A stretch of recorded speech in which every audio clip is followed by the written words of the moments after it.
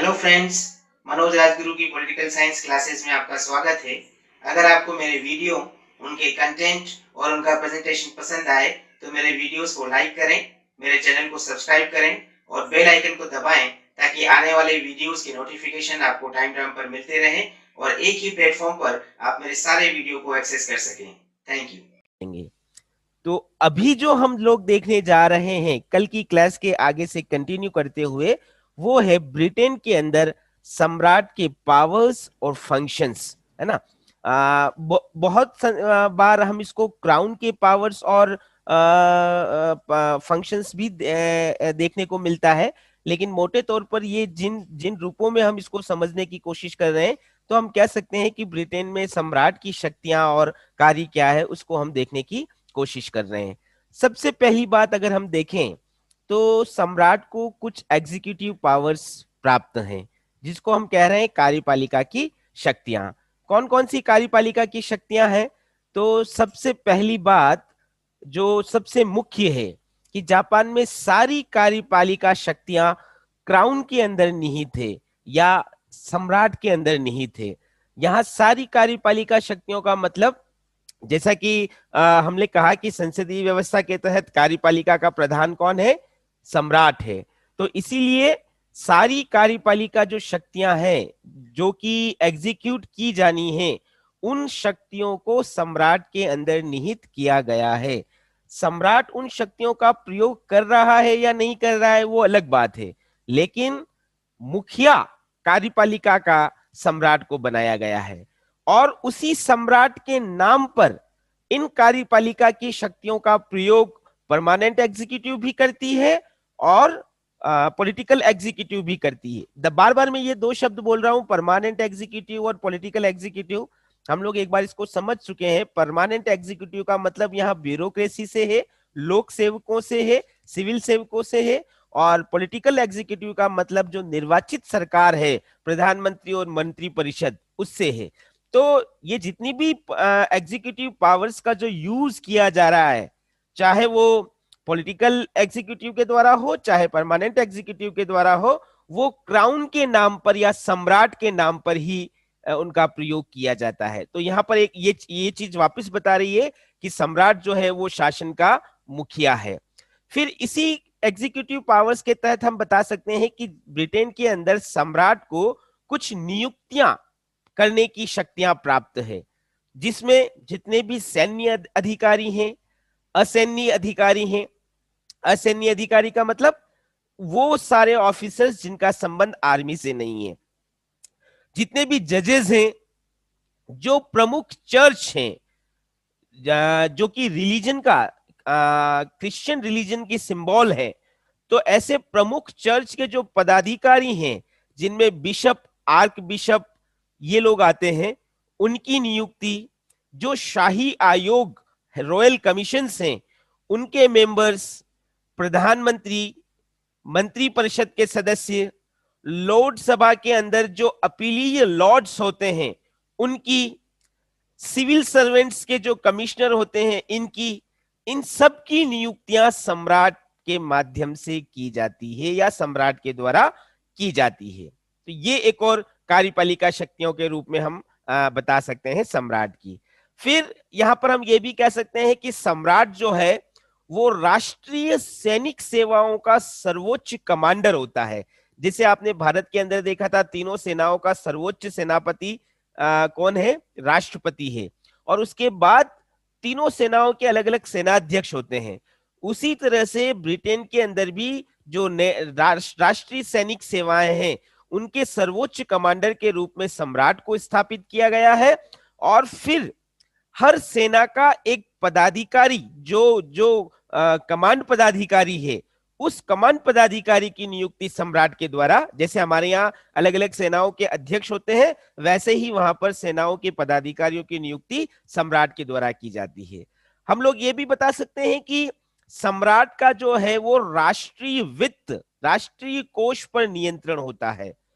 जैसे भारत के अंदर भी हमने देखा कि कार्यपालिका के द्वारा बजट बनाया जाता है ना, लेकिन बजट राष्ट्रपति के द्वारा प्रस्तुत किया, उनकी अनुमति पर प्रस्तुत किया जाता है। तो सिमिलर प्रोसेस जब ब्रिटेन के अंदर भी देख सकते हैं, बजट को प्रस्तुत करवाना सम्राट का दायित्व है, उस बजट का संचालन करना, जब संसद के अंदर वो बजट पारित हो जाता है तो उसके अनुरूप कार्य करवाना, उस बजट के अनुरूप टैक्सेस लगाना और रेवेन्यू को कलेक्ट करना, ये सारा काम सम्राट के माध्यम से या सम्राट के द्वारा किया जाता है। तो वित्त से जुड़ा हुआ कार्यपालिका संबंधी कार्य भी सम्राट के द्वारा किया जाता है।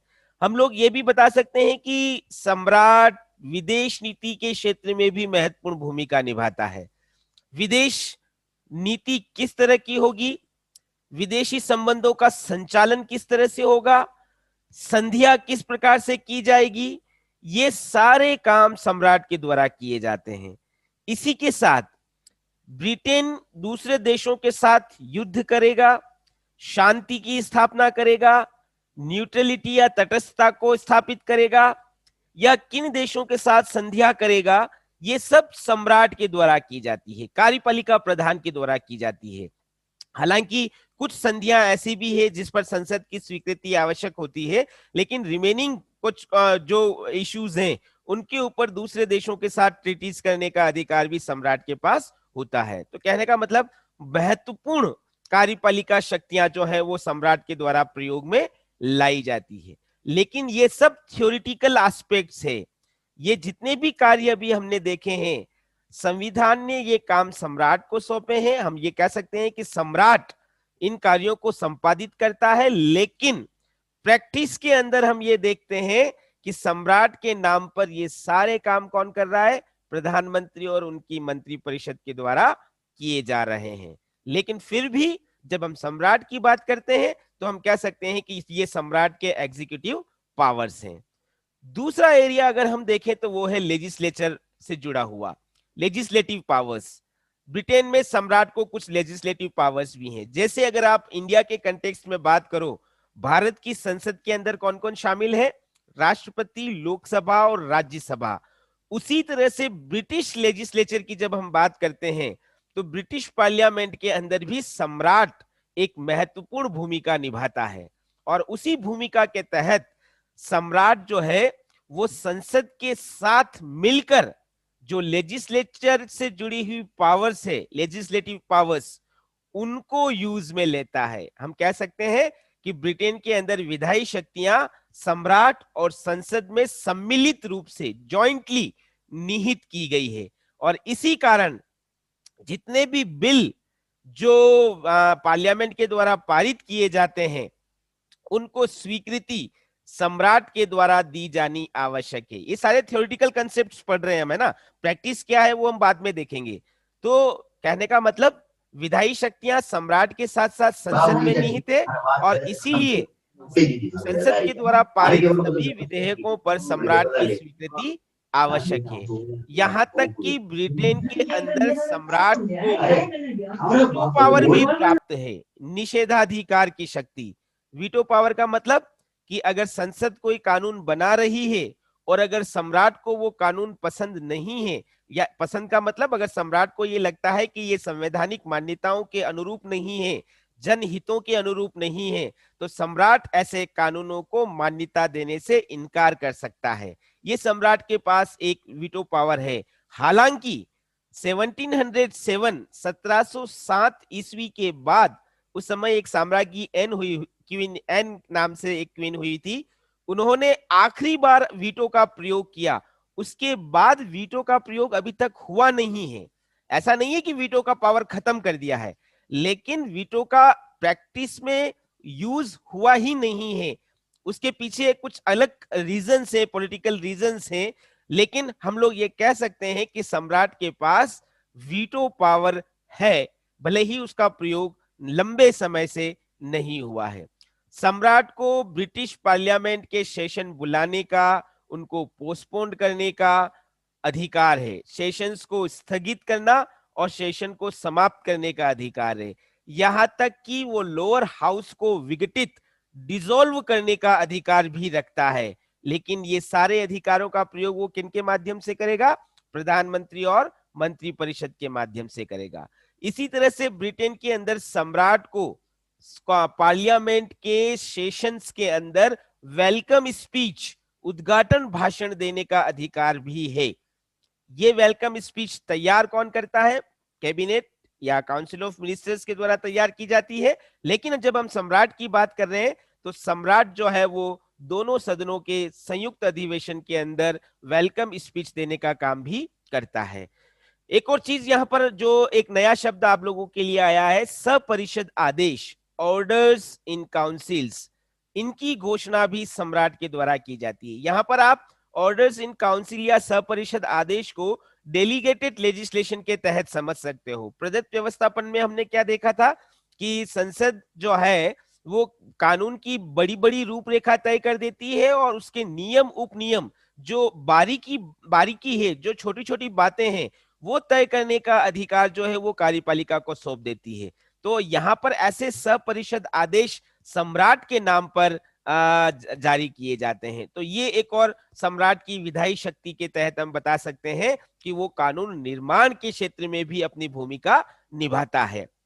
फिर जब हम ब्रिटिश पार्लियामेंट की बात करते हैं तो उसमें दो हाउसेज हैं। लोअर हाउस को हम कॉमन सभा कहते हैं और अपर हाउस को लोक सभा कहते हैं। अपर हाउस के अंदर अलग अलग मेंबर्स होते हैं। अपर हाउस यानी कि लोकसभा के अंदर मेंबर्स की अलग अलग कैटेगरी है। उनमें से एक कैटेगरी हम कहते हैं पीयर। जब हम पार्लियामेंट पढ़ेंगे तब इसको डिटेल में पढ़ेंगे। तो पीयर की भी अलग अलग कैटेगरीज होती है। कुछ पीयर वंशानुगत होते हैं और कुछ पीयर जो होते हैं वो स्पेशल अचीवमेंट के कारण, कुछ लोग जो स्पेशल अचीवमेंट कर लेते हैं उसके बेस पर उनको लॉर्ड सभा की मेंबरशिप एज ए पीयर के रूप में दी जाती है लाइफ लॉन्ग। तो ऐसे किन लोगों को ऐसे वंशानुगत पीयर बनाया जाएगा या किन लोगों को जीवन पर्यंत पीयर बनाया जाएगा, ये काम भी जब ब्रिटेन के अंदर सम्राट के द्वारा किया जाता है। तो ये एक और उसका लेजिस्लेटिव पावर हम या लेजिस्लेटिव फंक्शंस हम यहाँ पर बता सकते हैं। फिर अगर हम अगली बात करें तो ब्रिटेन के अंदर सम्राट के द्वारा कुछ जुडिशियल पावर्स को भी यूज में लिया जाता है, जिसको हम कह सकते हैं न्यायिक शक्तियां। ब्रिटेन में जैसे कल हमने कहा था कि क्राउन जो है वो एग्जीक्यूटिव, लेजिस्लेचर और जुडिशरी, इन तीनों का सोर्स है।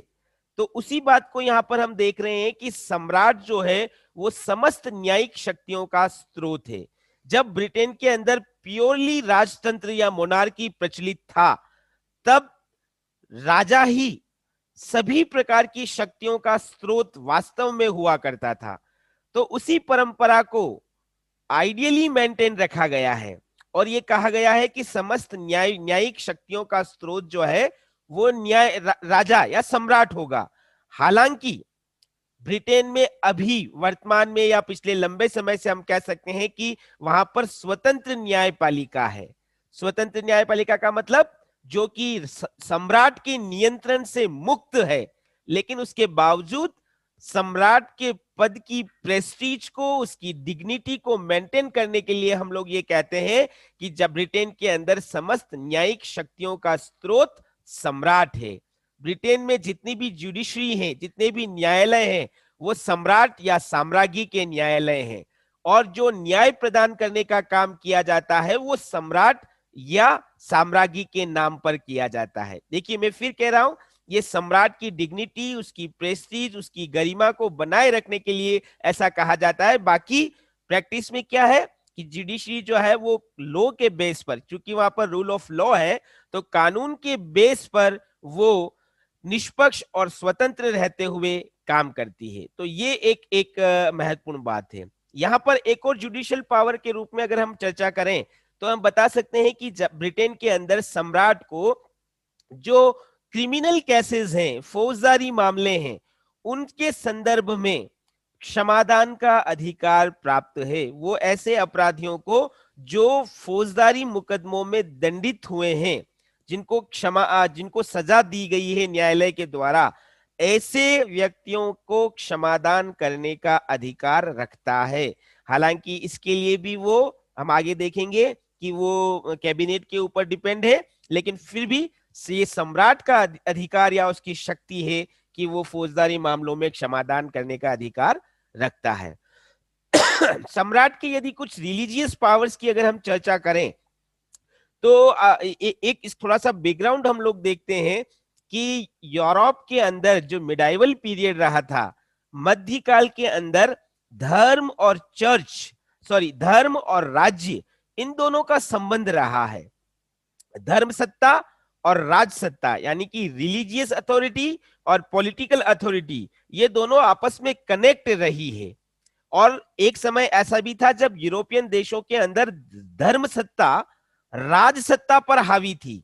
राजाओं पर चर्च का नियंत्रण प्रभावी रूप से स्थापित था। तो उस समय यह ट्रेडिशन बनी थी कि राजा को धर्म का रक्षक भी माना गया, कि धर्म या चर्च की रक्षा कौन करेगा? राज सत्ता करेगी। तो यही ट्रेडिशन बाद में भी ब्रिटेन में भी स्थापित हुआ, और इसी रूप में यह कहा जाता है कि ब्रिटेन का सम्राट जो है वो धर्म का रक्षक है, और इसीलिए वो धर्म से जुड़े हुए कुछ पावर्स को यूज में लेता है। जैसे वहां पर जो दो प्रभावी स्थापित चर्च हैं, एंग्लिकन चर्च और स्कॉटलैंड का प्रेस्बिटेरियन चर्च, इनके जो हेड्स हैं, उन हेड्स को अपॉइंट करने का काम सम्राट के द्वारा किया जाता है। हम लोग जैसे अभी थोड़ी देर पहले देखा था, चर्च के अंदर जो प्रमुख धार्मिक पदाधिकारी हैं, बिशप, आर्क बिशप, इनकी नियुक्ति का काम भी सम्राट के द्वारा किया जाता है। ब्रिटेन के अंदर जितने भी चर्च हैं, उनकी जो नेशनल असेंबलीज हैं, उन नेशनल असेंबली को आयोजित करने का काम, राष्ट्रीय सभा को आयोजित करने का काम सम्राट के माध्यम से किया जाता है। तो ये धर्म से जुड़े हुए कुछ प्रमुख कार्य भी ब्रिटेन में सम्राट के द्वारा किए जाते हैं। एक आखिरी बात जो यहां पर हम लोग देख सकते हैं वो है सम्मान या ऑनर से जुड़े हुए पावर्स। ब्रिटेन में सम्राट को ऑनर देने का अधिकार भी है। ऑनर जो कि सोसाइटी के या ब्रिटिश स्टेट के अंदर या ब्रिटिश सोसाइटी के अंदर जिन लोगों ने अलग अलग सेक्टर्स के अंदर, अलग अलग फील्ड्स के अंदर कुछ स्पेशल अचीवमेंट किया है, तो उनको ऑनर देने का काम सम्राट के द्वारा किया जा सकता है, सम्राट के द्वारा किया जाता है, हम ये भी कह सकते हैं। तो इस रूप में सम्राट क्या है? सम्मान का स्रोत है। फॉर एग्जाम्पल, अभी हमने कहा था लॉर्ड सभा के अंदर एक उपाधि दी जाती है पियर की। उसी तरह से आप लोगों ने सुना भी है, भारत में भी कुछ लोगों को, हमारे कुछ स्वतंत्रता सेनानियों को ये उपाधि दी गई थी, सर की उपाधि। अभी भी हमारे यहाँ पर कुछ लोग हैं जिनको ब्रिटिश गवर्नमेंट ने ये उपाधि प्रदान कर रखी है। इसी तरह से नाइट की उपाधि, ये एक प्रकार की प्रतिष्ठित उपाधियां हैं जो कि किसी विशेष योगदान करने वाले व्यक्तियों को प्रदान की जाती है सरकार के द्वारा ब्रिटेन के अंदर। तो ब्रिटेन में सम्राट के माध्यम से ये सम्मान लोगों को प्रदान किया जाता है। तो ये सम्मान की शक्ति भी ब्रिटेन में सम्राट को प्राप्त है। ये कुछ पावर्स हैं या कुछ फंक्शंस हैं जो सम्राट के द्वारा किए जाते हैं। इन्हीं पावर्स और इन्हीं फंक्शंस में हम लोग एक और चीज ऐड कर सकते हैं, कॉमनवेल्थ।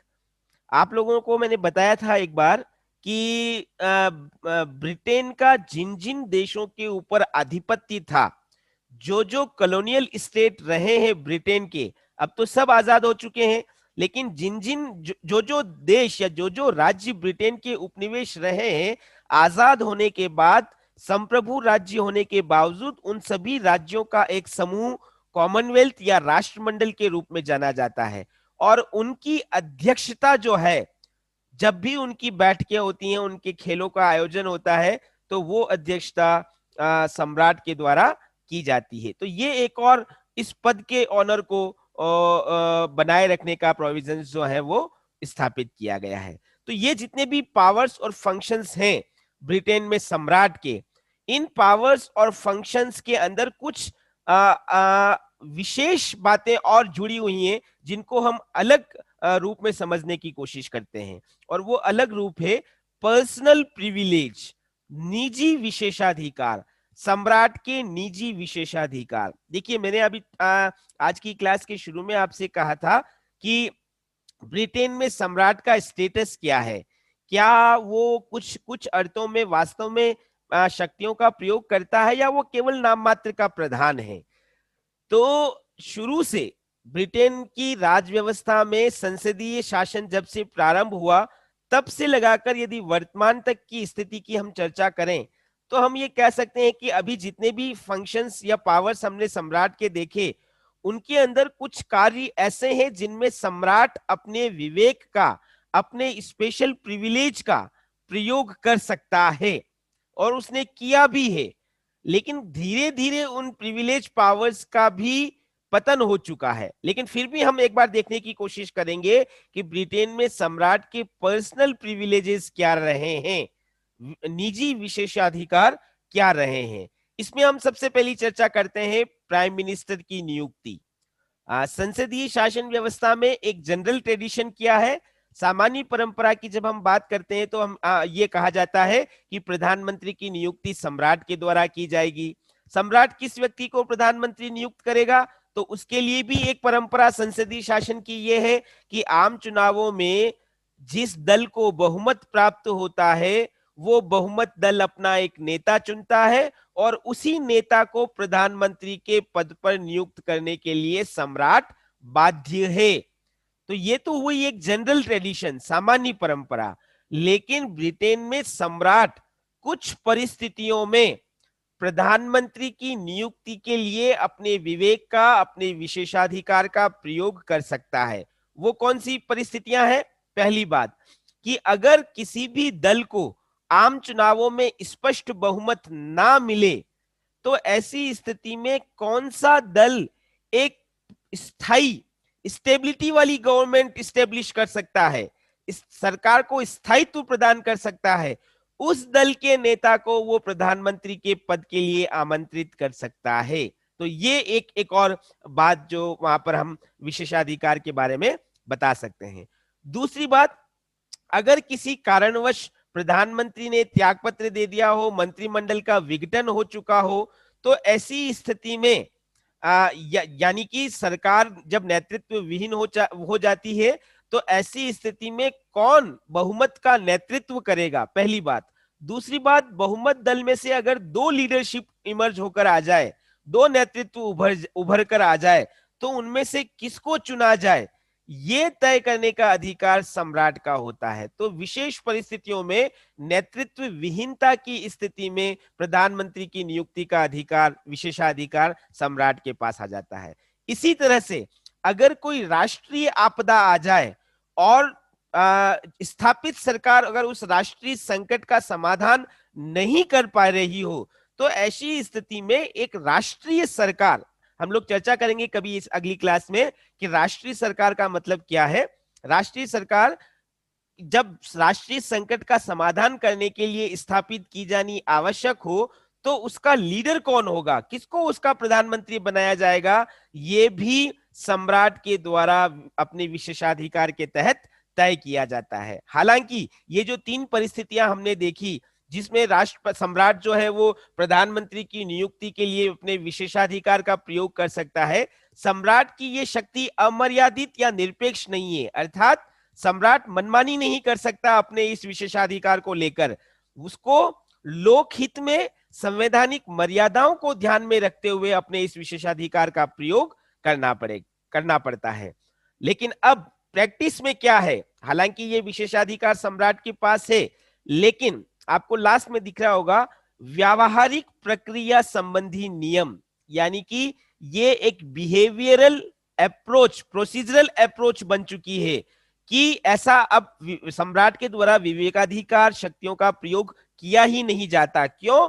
क्योंकि ब्रिटेन के अंदर द्विदलीय प्रधान व्यवस्था है और किसी न किसी दल को बहुमत मिल ही जाता है, तो बहुमत दल के नेता को जब तक एक व्यावहारिक प्रक्रिया क्या बन चुकी है कि जब तक बहुमत दल का नेता बहुमत दल अपना नेता नहीं चुन लेता तब तक सम्राट अपना प्रधानमंत्री की नियुक्ति नहीं करेगा। सम्राट प्रधानमंत्री की नियुक्ति तभी करता है जब बहुमत दल के द्वारा अपना नेता चुन लिया जाता है। तो इस व्यावहारिक प्रक्रिया संबंधी नियम के कारण प्रधानमंत्री की ये जो विशेषाधिकार की शक्ति है उसका प्रभाव खत्म हो चुका है। इसी में दूसरी बात अगर हम कहें तो मंत्रियों की नियुक्ति को लेकर, जब विशुद्ध रूप से प्योरली मोनार्की का सिस्टम था तो हमें पता है कि राजतंत्रात्मक व्यवस्था में कौन मंत्री होगा, किसको क्या शक्तियां सौंपी जाएगी, ये सब सम्राट का अधिकार हुआ करता था।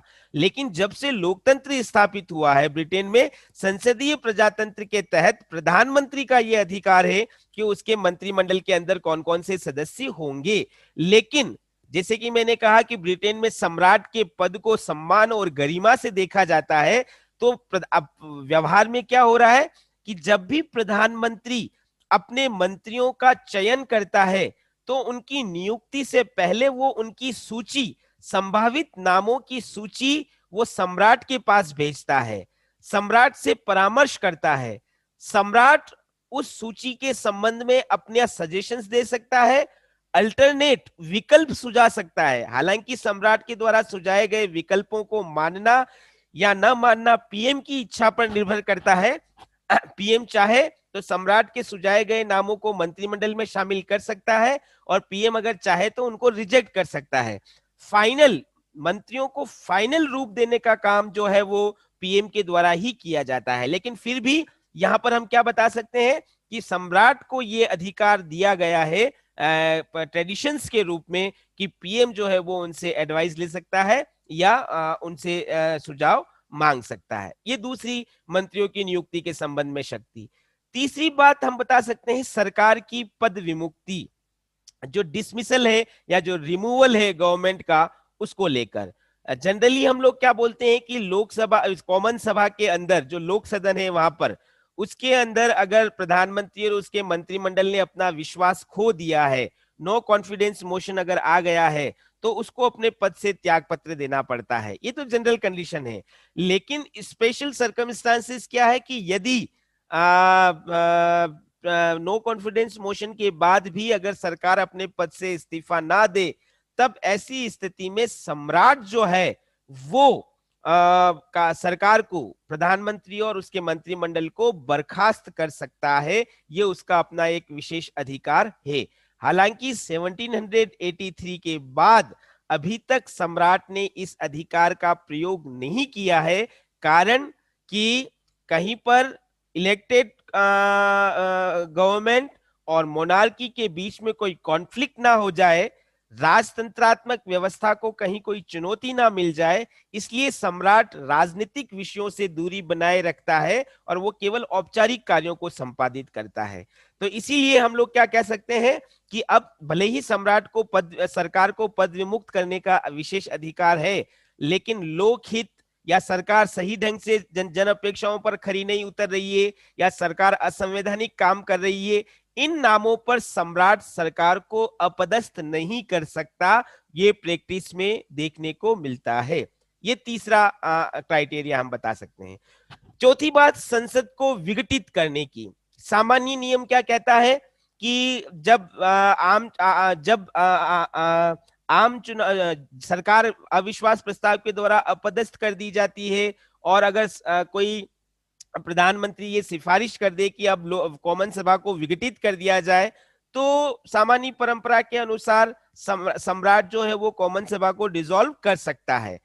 लेकिन यहां पर सम्राट का एक विशेषाधिकार क्या है कि अगर उसको लग जाए कि नो कॉन्फिडेंस मोशन के बाद कोई एक ऐसा अल्टरनेट, कोई एक ऐसा विकल्प है जो स्थायी सरकार दे सकता है, लोगों को नए चुनाव से बचाया जा सकता है, तब ऐसी कंडीशन में वो प्रधानमंत्री की सिफारिश को मानने से इनकार कर सकता है। और इसी तरह से यदि अगर एक और कंडीशन है कि सपोज करो 5 साल के टेन्योर के बाद आम चुनाव हुए, और आम चुनावों के बाद जो सत्ताधारी दल है वो हार गया, और हारने के बाद अगर वो ये सिफारिश कर दे कि एक बार वापिस आप इसको भंग करके नए चुनाव करवाओ, तो सम्राट उसकी इस रिकमेंडेशन को भी मानने से इनकार करते हुए कॉमन सभा को विघटित करने से मना कर सकता है। तो ये संसद से जुड़े, संसद के विघटन, उसके डिसॉल्व करने से जुड़े हुए कुछ स्पेशल प्रिविलेज हैं जो सम्राट को प्राप्त हैं। इसी तरह से जब हम वीटो पावर की बात करते हैं, तो हमने कहा कि ब्रिटेन के अंदर भी नॉमिनल हेड यानी कि सम्राट को संसद के ऊपर नियंत्रण रखने का अधिकार है। सम्राट संसद के द्वारा पारित विधेयकों को स्वीकार करने से मना कर सकता है, यह उसका वीटो पावर है। लेकिन जैसे कि हमने कहा था 1707 में जो उस तत्कालीन साम्राज्ञी थी, साम्राज्ञी एन, उन्होंने अंतिम बार एक विधेयक था, स्कॉच मिलिशिया विधेयक। इस विधेयक के ऊपर उन्होंने अपना वीटो पावर यूज किया। उसके बाद से आज तक किसी भी सम्राट या साम्राज्ञी के द्वारा वीटो पावर यूज नहीं किया। रीजन मैंने जैसे अभी बताया था, किसी भी प्रकार का कॉन्फ्लिक्ट मोनार्की और डेमोक्रेसी के बीच में ना हो, ये ध्यान में रखते हुए किसी भी सम्राट ने इस प्रकार का कार्य नहीं किया है कि उन्होंने संसद के द्वारा पारित विधेयकों को रोकने की कोशिश की हो। इसी तरह से एक और बात हम लोगों ने देखी थी कि क्षमादान का अधिकार सम्राट का विशेष अधिकार है। फौजदारी मुकदमों पर सम्राट क्षमादान करने का अधिकार रखता है, लेकिन क्षमादान की इस शक्ति का प्रयोग सम्राट अपने स्व विवेक से नहीं कर सकता। जो राज्य का गृह मंत्री है वो जिस तरह से परामर्श देगा, उसकी जो रिकमेंडेशन होगी, उसी रिकमेंडेशन के बेस पर सम्राट जो है वो क्षमादान करने का अधिकार रखता है। तो ये एक और विशेष शक्ति जो हम जो विशेषाधिकार है, लेकिन होते हुए भी प्रैक्टिस में हम कह सकते हैं कि उसका कोई विशेष महत्व नहीं है। फिर अगली बात, जैसे हमने कहा कि सम्राट जो है वो पियरों की रचना कर सकता है।